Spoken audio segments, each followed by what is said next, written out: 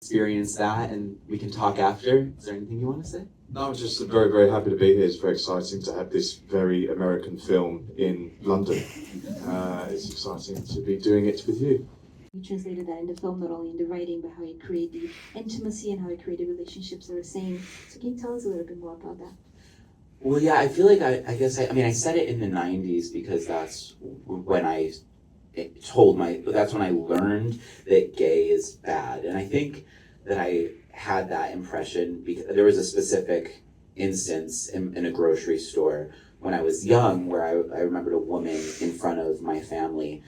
She was turning around the magazines and I looked and it was the Ellen DeGeneres, like, I'm gay magazine. So for me, that like association with the word gay was just like bad. And I was just always always kind of, I don't want to say goody two shoes, but I was just like, I was trying to always like be good.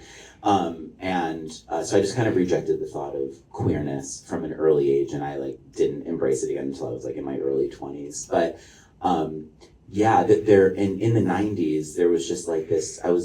Grew up in upstate New York in Syracuse, which is where we shot the film. I think we were just having like the remnants of the AIDS scare.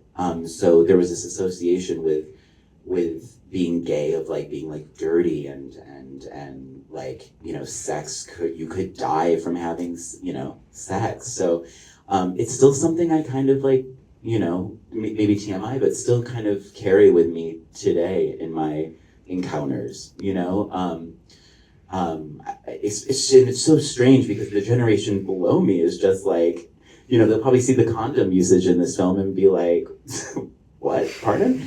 But I don't know, that was the conversation that we had on set, yeah. Yeah, I think for me the condom stuff was so important for my character because it just shows his empathy. He knows this guy, it's his first experience. He wants the first experience to be as safe and kind as it can be. And I really like, and at the time it's said how important, how much we see the condoms being ripped open and used. I just think you rarely see that. I mean, so many films, Brokeback Mountain, for example, it's just like it's in and that's it. You're like, oh, okay, is that how it works?